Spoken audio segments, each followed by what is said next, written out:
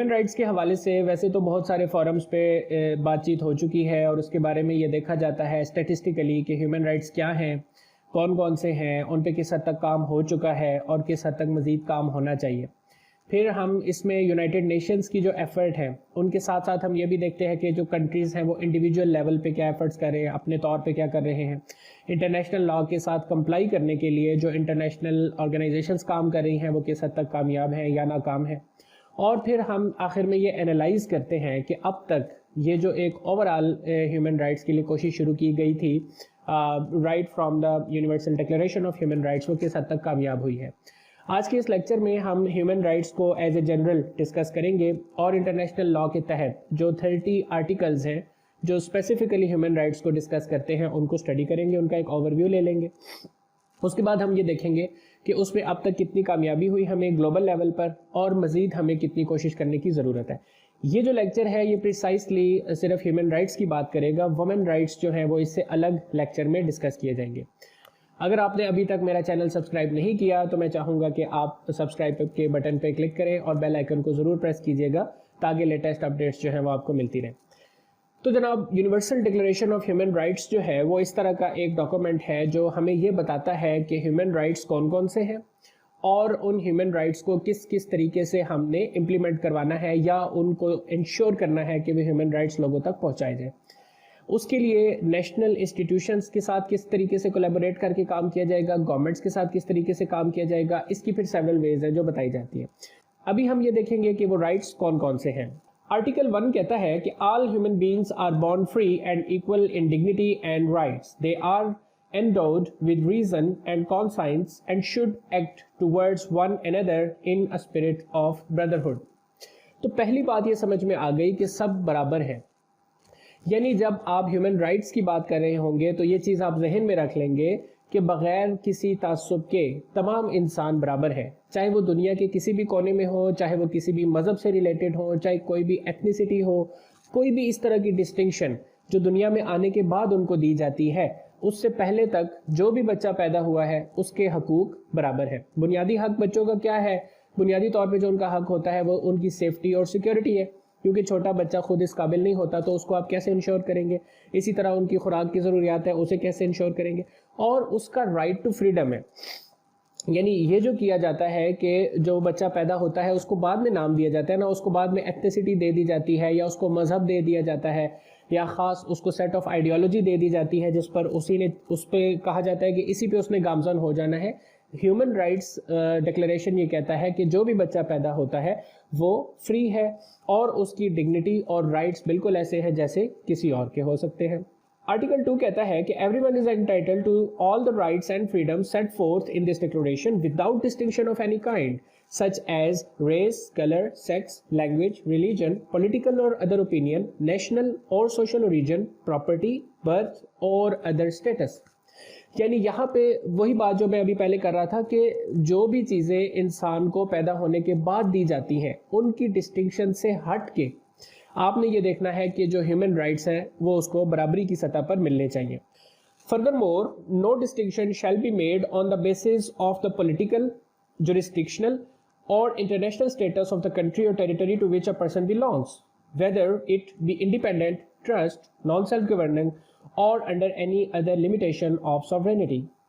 یعنی اس کے علاوہ یہ چیز بھی امپورٹنٹ ہے کہ وہ انسان جو کسی کنٹری سے بلیو کرتا ہوگا اس کی بیس پر بھی یہ نہیں کیا جائے گا کہ اس کے رائٹس کو سنب کیا جائے۔ اگر کسی انسان کا تعلق پیلسٹائن سے ہوگا اور وہ دنیا کے کسی بھی علاقے میں ہوگا، امریکہ میں، یورپ میں یا دیگر، تو یہ نہیں کہا جائے گا کہ فلسطینی ہونے کی وجہ سے اس کے یہ حقوق اس کو دیے جائیں اور یہ نہ دیے جائیں۔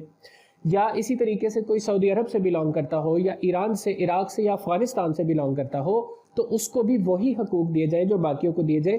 وہ جو ان کا کنٹری آف اوریجن ہے اس کی وجہ سے یہ نہ کیا جائے کہ ان کے رائٹس کو سنب کیا جائے۔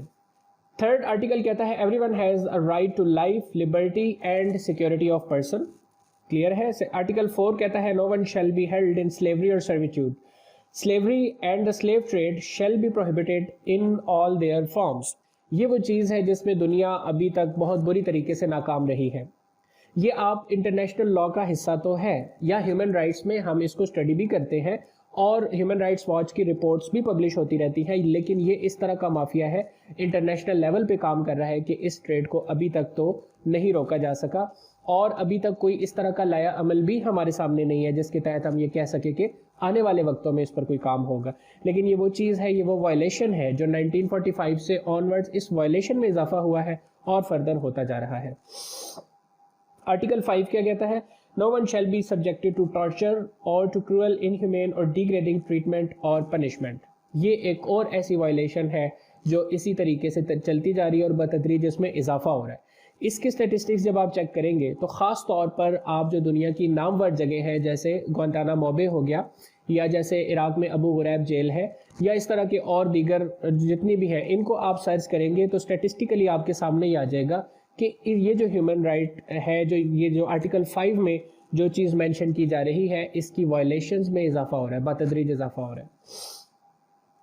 آرٹیکل 6 کہتا ہے everyone has the right to recognition everywhere as a person before the law. ٹھیک ہے، یہ بھی کلیئر ہے. آرٹیکل 7 میں آ جائیں جی، all are equal before the law and are entitled without any discrimination to equal protection of the law. All are entitled to equal protection against any discrimination in violation of this declaration and against any incitement to such discrimination. یعنی قانون جو ہے وہ سب کے لیے برابر ہے، تمام انسانوں کو ایک جیسا. یہ جو ایک کنسیپٹ ہے کہ امیر کے لیے ایک الگ قانون، غریب کے لیے ایک الگ قانون، ایک اتھارٹی جس بندے کے پاس ہے اس کا الگ قانون ہے، جس کے پاس اتھارٹی نہیں ہے اس کے لیے ایک الگ قانون ہے. اس چیز کو ختم کیا جائے، اس ڈسکریمنیشن کو ختم کیا جائے. آرٹیکل 8 ہے everyone has the right to an effective remedy by the competent national tribunals for acts violating the fundamental rights granted him by the constitution or by law. اچھا، فنڈامنٹل رائٹس کے حوالے سے یہ جو article 8 ہے یہ بڑا important ہے. آپ نے یہ دیکھا ہوگا کہ تمام دنیا کے جو قوانین ہیں ان میں فنڈامنٹل رائٹس کو ایڈ کیا گیا ہے. Fundamental right is some thing very important, اور ایسی چیز ہے کہ جس کے لیے آپ کسی بھی ٹائم کورٹ کی جورسڈکشن کو انووک کر سکتے ہیں، چاہے وہ کورٹ ڈسٹرکٹ لیول پہ ہے، ڈویژن پہ ہے، پروونس لیول پہ ہے، یا نیشنل لیول پہ، یا ایون انٹرنیشنل لیول پہ ہے. یہ جو ہیومن رائٹس آرگنائزیشنز کام کر رہی ہوتی ہیں سپریمیسی آف لا کے لیے یا ہیومن رائٹس کو انشور کرنے کے لیے، یہ سب کی سب اسی ایکٹ کے تحت کام کرتی ہیں. اور آرٹیکل 8 کے تحت یہ اپلیکیشنز فائل کی جاتی ہیں جہاں پر بھی آپ یہ دیکھیں کہ فنڈامنٹل رائٹس جو ہے وہ سنب کیے جا رہے ہیں. اب فنڈامنٹل رائٹس کون کون سے ہوتے ہیں، یہ وہی لسٹ ہے جس کو ہم اسٹڈی کر رہے ہیں، اور اپنے کانسٹیٹیوشن میں بھی آپ جو ہے وہ فنڈامنٹل رائٹس کو ضرور اسٹڈی کیجیے گا. آرٹیکل 9 کہتا ہے no one shall be subjected to arbitrary arrest, detention اور ایگزائل. بہت امپورٹنٹ بات ہے. آربیٹریری اریسٹ یہ ہوتا ہے کہ کسی کے اوپر ایک کرمنل چارج ہے اور وہ کرمنل چارج ابھی تک ثابت نہیں ہوا ہے اور آپ اس کو اریسٹ کر لیتے ہیں. مطلب یہ وہ بات ہے کہ جو آپ انڈر ڈیولپڈ کنٹریز میں تو ہر کیس میں دیکھتے ہیں. یعنی آپ جسٹ اشارہ کر دیں یا ایون پولیس کو یہ شک ہو جائے کہ فلاں بندہ ہے جس نے کوئی کام کیا، وہ اس کو جیل میں ڈال دیتے ہیں. فرائیڈے کا جو دن ہے وہ اس حوالے سے بڑا امپورٹنٹ ہوتا ہے کیونکہ فرائیڈے میں سب سے زیادہ فرائیڈے والے دن جو ہے وہ آربیٹریری ڈیٹینشنز ہوتی ہیں، اور کیونکہ آگے سیٹرڈے اور سنڈے 2 دن چھٹی کے آ جاتے ہیں، کم از کم بھی اگر آپ بیل کرائیں گے تو وہ منڈے کو ہوگی. اور ان 2 دن کے اندر عام طور پہ ایک مجرم کے سامنے، ملزم کے سامنے ہاتھی کھڑا کر کے منڈے تک اسے منوا لیا جاتا ہے کہ یہ بلی ہے. سو یہ جو آربیٹریری اریسٹ ہے اس کے خلاف یہ بڑا واضح ہے آرٹیکل 9 کہ آربیٹریری اریسٹ نہیں ہونا چاہیے. جب تک آپ یہ ثابت نہیں کرتے، کورٹ آف لا یہ چیز ثابت نہ کر دے کہ یہ مجرم ہے، تب تک آپ اس کو ڈیٹینشن میں نہیں رکھ سکتے. اور یہی سب سے بڑا پرابلم ہے کہ ہمارے جو پولیٹیکل لیڈرز ہیں، ابھی ان کے معاملے میں بھی چیز آگے آئے گی، میں آپ کو بتاؤں گا، لیکن وہ جو یہ کہتے ہیں کہ جی کوئی کرائم ثابت نہیں ہوا اور ہمیں جیل میں ڈالا گیا، it is not some thing possible. یہ اب جو انٹرنیشنل لا ہی، پہلے تو پاکستان کا قانون ہے جو آپ کو اس کی اجازت نہیں دیتا، اس کے بعد انٹرنیشنل لا بھی آپ کو اس کی اجازت نہیں دیتا. جب تک کسی کا جرم ثابت نہیں ہوتا آپ اسے امپریزنمنٹ نہیں دے سکتے، ڈیٹینشن میں نہیں رکھ سکتے، اریسٹ نہیں کر سکتے. اب جو اریسٹ وارنٹس ایشو ہوتے ہیں یا کسی کو ڈیٹینشن میں رکھا جاتا ہے وہ اس وقت جب ان کا جرم ثابت ہو چکا ہوتا ہے. یہ چیز ذہن میں رکھیے گا.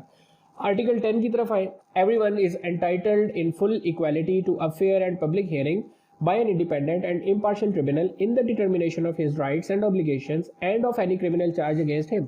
وہی بات ہے جو ابھی میں کر رہا تھا آرٹیکل 9 کے حوالے سے. اگر کسی کو یہ لگتا ہے کہ جو کرمنل چارج اس کے اوپر لگایا جا رہا ہے وہ غلط ہے یا اس کو غلط طریقے سے پرسو کیا جا رہا ہے، تو وہ کسی بھی ٹائم یہ چیز کلیم کر سکتے ہیں کہ ایک انڈیپینڈنٹ ٹریبونل کے سامنے پبلک ہیئرنگ کی جائے اور اس میں یہ معاملہ رکھا جائے جس میں یہ چیز بتائی جائے کہ ہمارے رائٹس اور آبلیگیشنز کیا ہیں، اور یہ جو ہمارے اوپر کرمنل چارجز لگائے جا رہے ہیں یہ غلط ہے۔ انٹرنیشنل لا آپ کو 100% بیک کرتا ہے۔